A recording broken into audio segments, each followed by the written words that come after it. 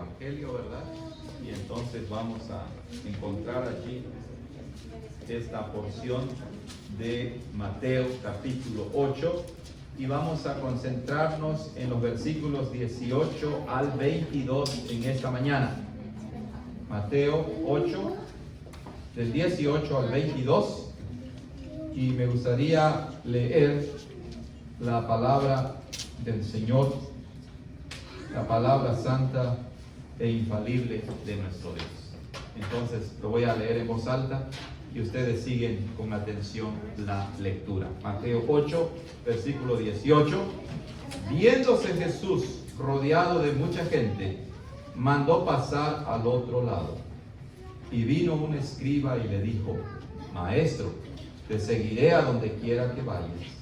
Jesús le dijo: las zorras tienen guaridas y las aves del cielo nidos, mas el Hijo del Hombre no tiene dónde recostar su cabeza. Otro de sus discípulos le dijo: Señor, permíteme que vaya primero y entierre a mi Padre.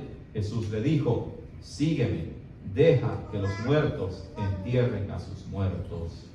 Amén. La palabra santa e inspirada del Señor, que Él la escriba en nuestros corazones. Vamos a pedir la ayuda del Señor. Padre, gracias por este momento solemne en que nos acercamos a ti por medio de la explicación de tu palabra. Señor, oramos para que una vez más, Espíritu Santo, tú derrames tu sabiduría en nosotros y podamos comprenderla, explicarla y que el Evangelio de Cristo sea proclamado. Señor, gracias por este tiempo de refrigerio espiritual. En Cristo Jesús oramos. Amén. Amados hermanos, vamos a meditar en esta mañana, ¿verdad? En esta mañana, bajo el tema importante de el verdadero discipulado. Y vamos a hacerlo usando este pasaje tan interesante de Mateo 8, del 18 al 22. Y ustedes deben de ver siempre el contexto. El contexto nos indica, empezando desde Mateo 8, versículo 1, que, ¿recuerdan? Nuestro Señor terminó el sermón del monte, bajó de la montaña y entonces sanó a un leproso. Luego, en la siguiente sección, empezando en el versículo 5, nuestro Señor sanó a distancia con su palabra poderosa y autoritativa al esclavo o al siervo de un centurión romano. Y dijimos que ese milagro anticipaba la entrada de los gentiles al pueblo de Dios, ¿verdad? Porque el soldado no era judío, era un soldado romano. Y muy probablemente su esclavo también era romano o gentil. Pero luego, el día no termina allí para nuestro Señor. Ese día, dijimos, fue un día muy ocupado, porque a continuación leemos en el versículo 14 que el Señor sanó a la suegra de Pedro, del apóstol Pedro. Y eso indica que el apóstol Pedro era soltero o estaba casado. Pues estaba casado, ¿verdad? Sana a la suegra del apóstol Pedro. Y si seguimos, nos damos cuenta que en el versículo 16, y la cronología, hermanos, de ese día, Marcos, por ejemplo, nos dice que era día de reposo. Nuestro Señor estuvo bien ocupado. Él fue a la sinagoga, enseñó aparte de todo esto. Y cuando llegó la noche, y esa es una indicación, dijimos, de que en el conteo del día judío, los días empezaban a las 6 de la tarde. Entonces, cuando termina ese día tan ocupado nuestro Señor, y que dijimos que tal vez dijo Él con sus apóstoles, ya es hora de descansar, ¿qué sucedió? Dice allá que le trajeron a Él muchos endemoniados, y con la palabra echó fuera a los demonios y sanó a todos los enfermos.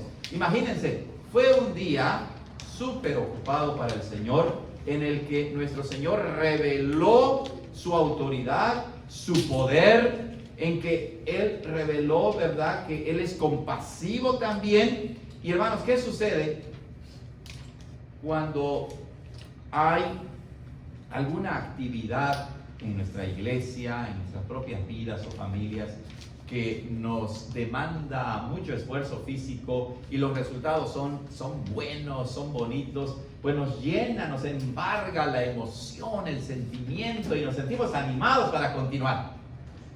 Pero hay que tener cuidado, ¿verdad? Porque a veces nuestras emociones nos pueden hacer decir cosas o comprometernos y después decir, ups, creo que no debía haber hecho esto.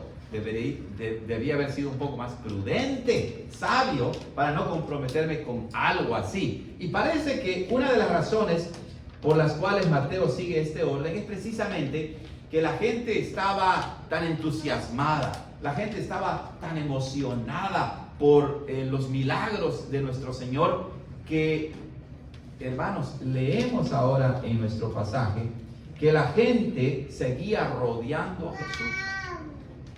Probablemente ya era otro día, porque el Señor dice que mandó pasar al otro lado. Esa es una expresión que indica que nuestro Señor mandó que los discípulos prepararan una barca para que pasaran del lado de Galilea, del lado de Israel, al otro lado del lago de Galilea, que ya sería territorio gentil. ¿Okay? Pero lo que quiero que noten aquí es que Él está rodeado por la gente. La gente no suelta a Jesús. Y muchos, como ustedes saben, lo hacían solamente por los milagros que Él había hecho. Muchos no lo seguían porque realmente comprendían quién era Él y que entonces eran verdaderos discípulos de Jesús. Él, al verse rodeado de mucha gente, dice, no, vámonos al otro lado.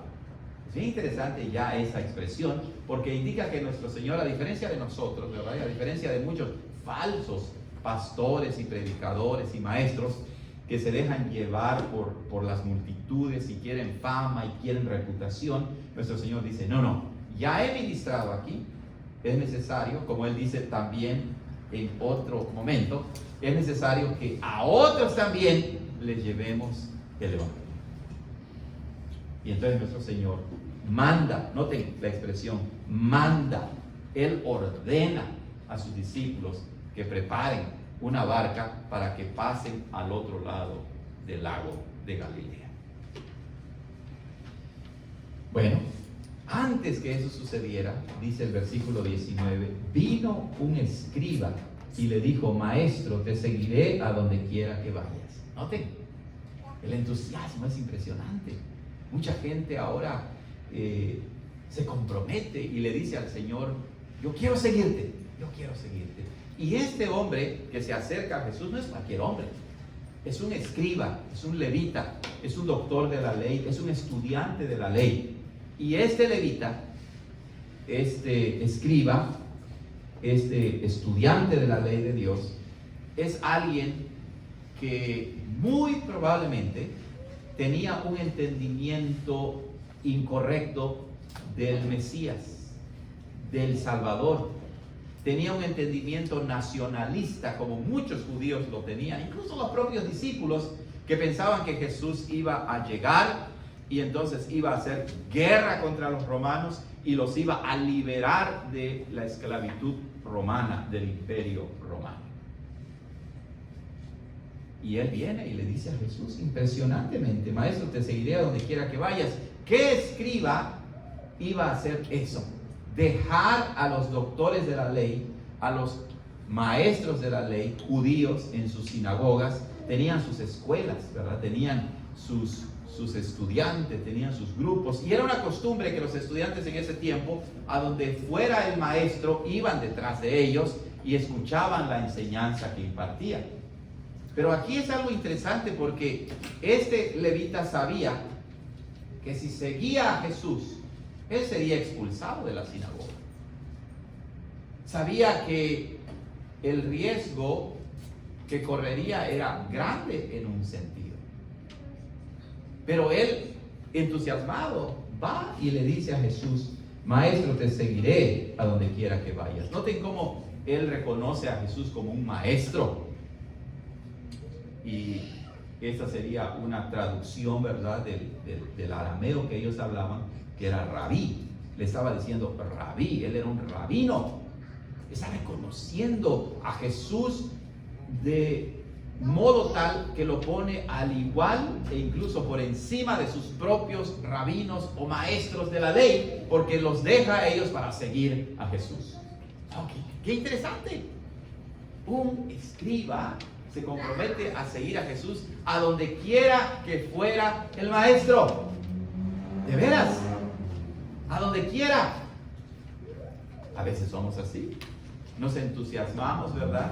Y cuando es la pura emoción o el sentimiento que nos motiva y que nos empuja, uno se da cuenta que tarde o temprano aquellos que se comprometieron, ¿qué sucedió? Se alejan.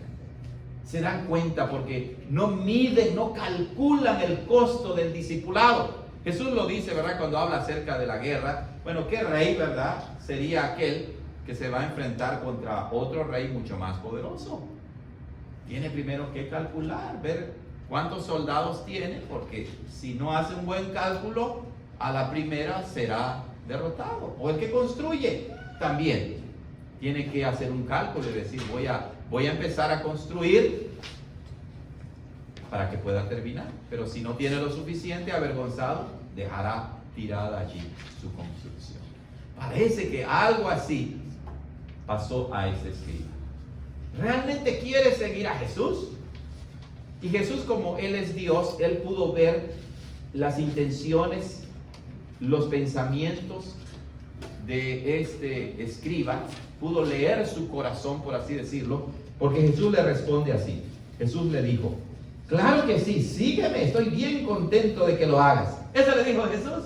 No, ¿verdad? Le dijo, las zorras tienen guaridas y las aves del cielo nidos, mas el Hijo del Hombre no tiene dónde recostar su cabeza. Impresionante respuesta. Ahora, tenemos que recordar aquí que nuestro Señor tenía una casa en Capernaum. En Mateo 4 leemos que Él se hospedaba. No sabemos si Él tenía su propia casa, porque recuerden que el Señor Jesús era carpintero, y en los evangelios la palabra carpintero no solamente englobaba obras de carpintería, sino también de construcción. Entonces nuestro Señor Jesús era alguien que, humanamente hablando, tenía la capacidad de construir su propia casa. Pero no sabemos si Él era dueño de esa casa o si el Señor Jesús se hospedaba en alguna de las casas de los discípulos. La cuestión es que tenemos que recordar eso, que Jesús, en un sentido, tenía una casa. Y hablando desde su naturaleza divina, el Señor Jesús es dueño de todas las cosas. ¿Por qué entonces le dice al escriba, las zorras tienen guaridas y las aves del cielo nido, mas el Hijo del Hombre no tiene dónde recostar su cabeza? Es que en un sentido era verdad, porque cuando el Señor salía a ministrar y salía de Capernaum y bajaba del norte de Israel en Galilea, pasaba por el centro que era Samaria y luego entraba al distrito de Judea al sur, en todo ese recorrido, pues muchas veces ellos con seguridad durmieron a la intemperie, al descampado.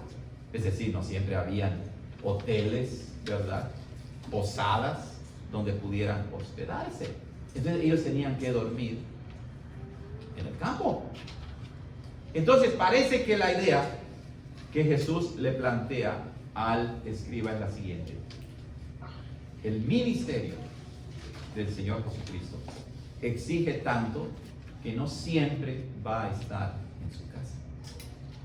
Exige tanto que tenemos que salir, predicar el evangelio, y entonces vamos a dormir a donde nos agarre la noche. No es un ministerio en el que vamos a ganar mucho dinero y entonces vamos a vivir con todas las grandes comodidades. No es así. Y es que el contexto con el escriba es muy interesante. Estoy viendo el tiempo, hermanos, para estar al mismo tiempo que los hermanos de inglés, ¿verdad? Entonces, los escribas tenían sus escuelas. Recuerden, los escribas, los levitas, ellos eran ayudados de todas las ofrendas que entraban en el templo. Ellos vivían de eso. Las cosas iban cambiando en el tiempo de nuestro Señor, pero todavía vivían de eso. Entonces, para el levita significaba, para el escriba significaba dejar todo eso para seguir a Jesús. ¿Jesús lo está desanimando? No, le está diciendo, el verdadero discipulado tiene un costo. El verdadero discipulado, el verdadero seguir a Jesús tiene un costo. ¿Estás dispuesto a correr el riesgo? ¿Estás dispuesto a correr el riesgo? No siempre tendrás las comodidades que tienes. Muchas veces tendremos escasez. Muchas veces tendremos abundancia. ¿Está diciendo el Señor Jesucristo algo completamente nuevo? No, la vida es así, ¿cierto o no? La vida es así. A veces tenemos, a veces no tenemos. Pero en el ministerio de nuestro Señor, las cosas eran diferentes. Ellos tenían que andar de aquí para allá todo el tiempo. Todo el tiempo. ¿Quieres seguir a Jesús? ¿Cómo aplicaríamos eso a nosotros? Por ejemplo, si tengo las comodidades que tengo, entonces es fácil decir voy a seguir a Jesús. Pero ¿y si no las tengo? O tengo salud, me siento bien y me entusiasmo y digo, te seguiré a donde quiera que vayas. Pero ¿y cuando te enfermes? ¿Y cuando vengan los problemas económicos, laborales, familiares, matrimoniales? ¿Seguirás a Jesús entonces o no? El Señor Jesús le dice al escriba, calcula bien antes de comprometerte. Y uno pudiera decir, ¿verdad? Según el estándar moderno, ¡ay, qué duro fue Jesús con él! No, hay que animar a todos a que vengan a la iglesia. Creemos ser más sabios que Jesús, ¿cierto o no? Pero nosotros sabemos que casi el 90% de grandes iglesias, la gente que asiste es por pura emoción, conveniencia de alguna manera, y no hay un verdadero seguimiento del Señor. Pero el Señor nos advierte, dice, no, las aves del cielo tienen nidos, las zorras tienen sus guaridas, pero el Hijo del Hombre no tiene dónde recostar su cabeza. El Hijo del Hombre es una expresión interesante en Mateo, aparece muchas veces, pero es una expresión que se refiere al Mesías, pero aparece en el Antiguo Testamento en diferentes contextos. Pero parece que los escribas, los doctores de la ley, habían entendido la referencia al Mesías, al Hijo del Hombre, en Daniel capítulo 7, donde dice que el anciano de días le dio a este como hijo de hombre imperio y dominio eternos. Y desconcebían al Mesías únicamente como un líder militar que iba a destruir a sus enemigos y que iba a hacer prosperar a la nación de Israel. Y cuando Jesús se identifica como hijo de hombre, parece que él le está diciendo al escriba, no, el Hijo del Hombre indica el aspecto humano y humilde de nuestro Señor Jesucristo. Él nunca dijo, yo soy el Mesías propiamente. No era el tiempo, porque la gente tenía un mal entendimiento de la mesianidad de Jesús. Y él se identifica como el Hijo del Hombre, como aquel que se encarnó y se hizo siervo para morir por nosotros. El Hijo del Hombre que iba a morir por nosotros. Bueno, calculó bien el costo el escriba. Parece que ofreció demasiado, ¿verdad? Te seguiré a donde quiera que vayas, muy emocionado. Y el Señor Jesús lo pone en perspectiva y le dice, no, piénsalo bien. Bueno, pero tenemos otro ejemplo para avanzar. Otro de sus discípulos en el 21 le dijo, Señor, permíteme que vaya primero y entierre a mi padre. Señor, permíteme que vaya primero y entierre a mi padre. Noten cómo dice Mateo el evangelista, otro de sus discípulos. Nuevamente, en la palabra discípulos en los evangelios al menos tiene dos sentidos: verdaderos discípulos y falsos discípulos, ¿okay? Aquellos que solamente seguían a Jesús por conveniencia, por así decirlo, porque estaban emocionados, porque se dejaban llevar por sus buenas intenciones. ¿Pero eso era suficiente?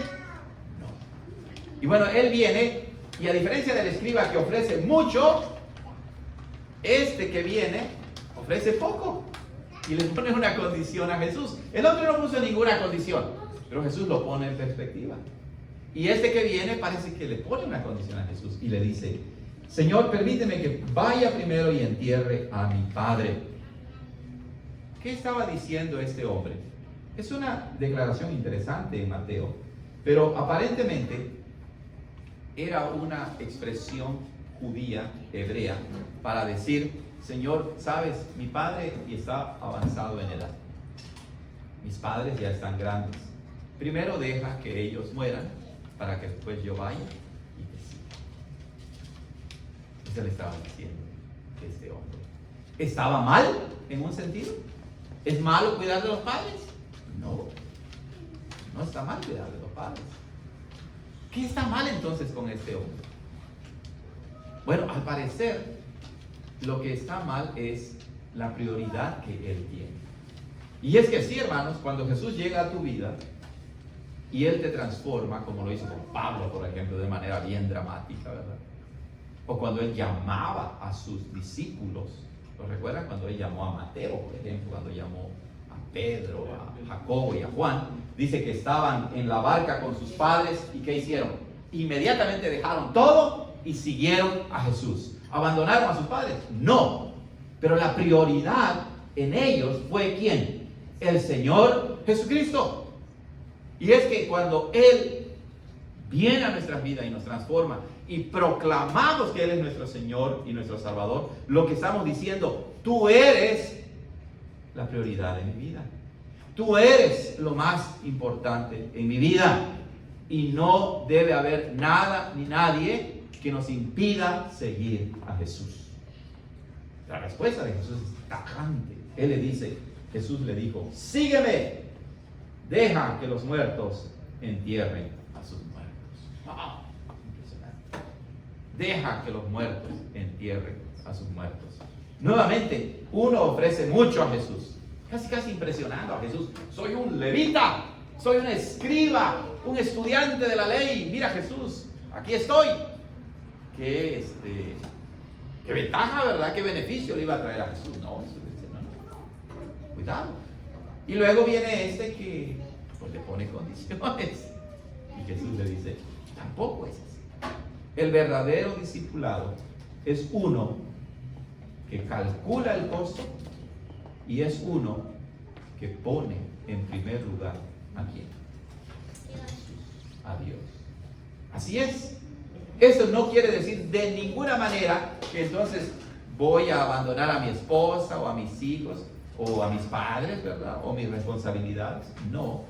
Al contrario, cuando estamos unidos a Jesús y Él nos transforma, entonces de verdad cuidamos ¿de quién? De nuestros padres, de los enfermos, de necesitados. De verdad lo hacemos con conciencia, con amor, por causa de la obra de Cristo en nuestras vidas. Pero a veces llega el tiempo y la ocasión en que los que se oponen para que sigamos a Jesús, ¿quiénes son? Los de nuestra propia casa, los de nuestra propia familia. Y entonces es allí donde tú tienes que tomar una decisión. O ¿sigo a mi familia o sigo a Jesús? Así debe de ser, seguir a Jesús. Hermanos, yo conozco de pastores y de hermanos cristianos, no sé cuál sea el caso de ustedes, pero cuando el Señor los transformó y dijeron a su familia que soy cristiano, los han desheredado, los han exiliado, les han dicho: no quiero saber nada contigo. Nosotros somos de esta religión, o nosotros no creemos en nada de esto. No eres parte más de nuestra familia. Y saben, esos hermanos dijeron: está bien, yo seguiré a Jesús. Entonces, deja que los muertos entierren a sus muertos. No es que Jesús le esté diciendo: no importa que tu padre ya se murió, ¿verdad? Deja que otros lo hagan por ti. No, le está diciendo que Jesús es la prioridad y que ni siquiera, ¿verdad?, la muerte de un padre o de una madre debe impedirnos seguir a Jesús. Nuestros padres van a morir tarde o temprano. Nosotros vamos a morir tarde o temprano. ¿Qué es lo más importante en tu vida? Jesús. Debe ser así. Pero en la vida se nos presentan muchas circunstancias, ¿cierto o no? hay un mejor trabajo. ¿Es malo tener un mejor trabajo? No.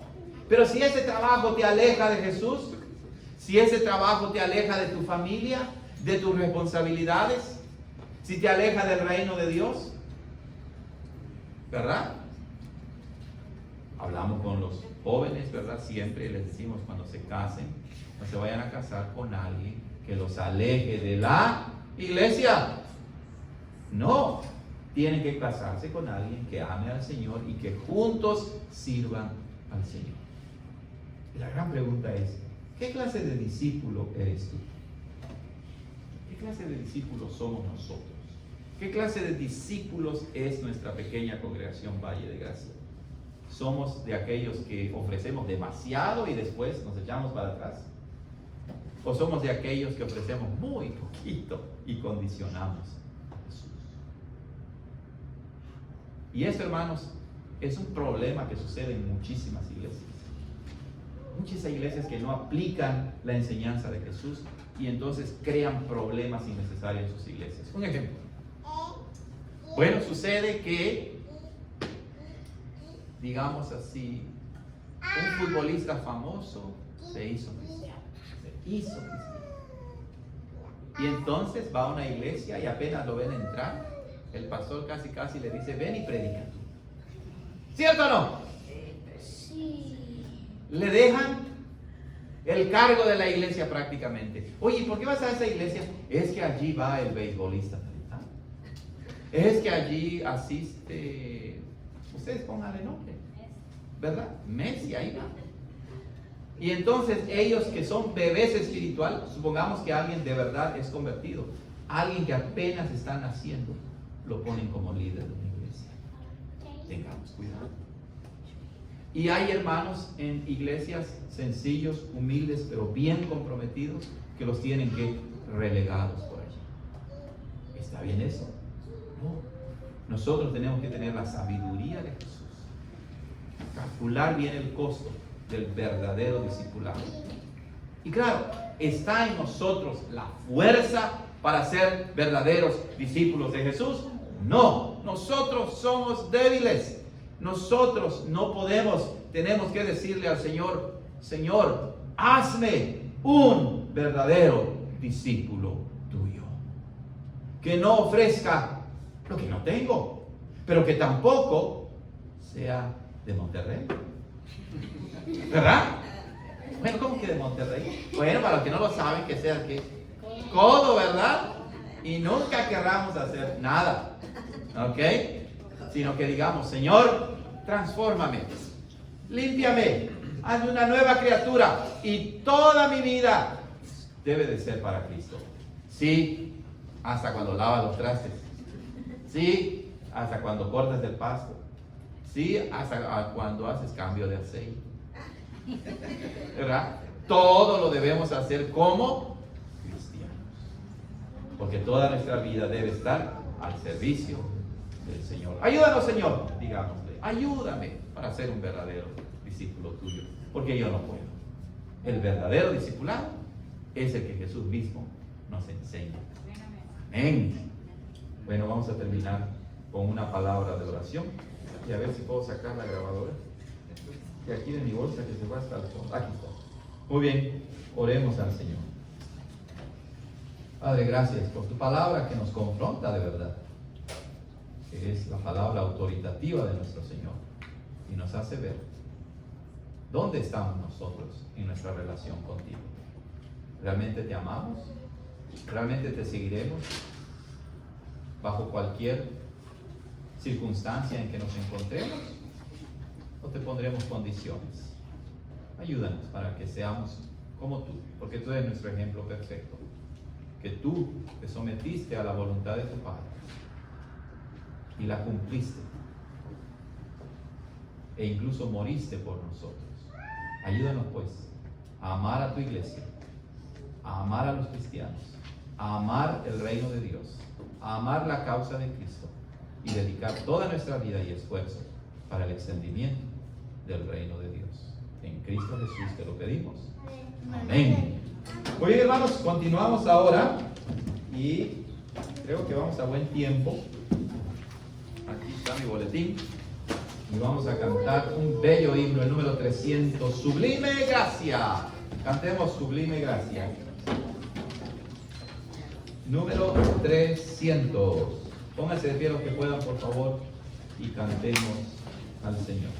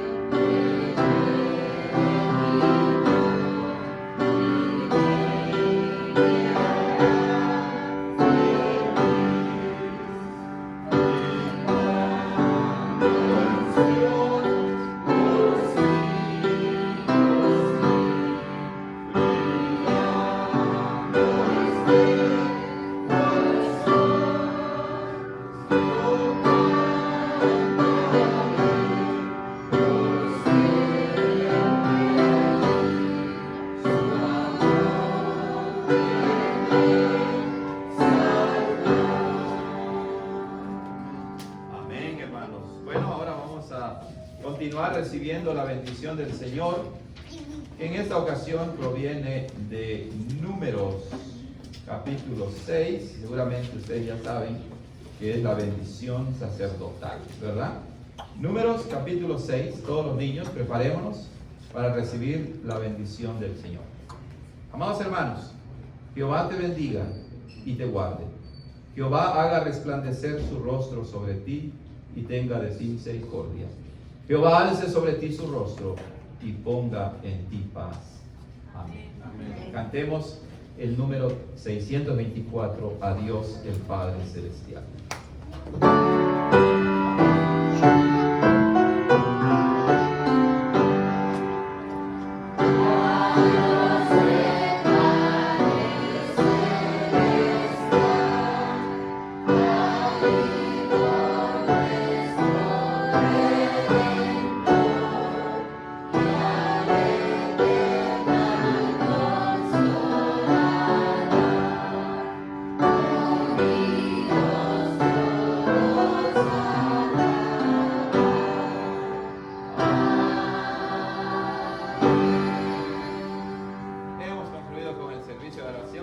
Saludemos en el nombre del Señor.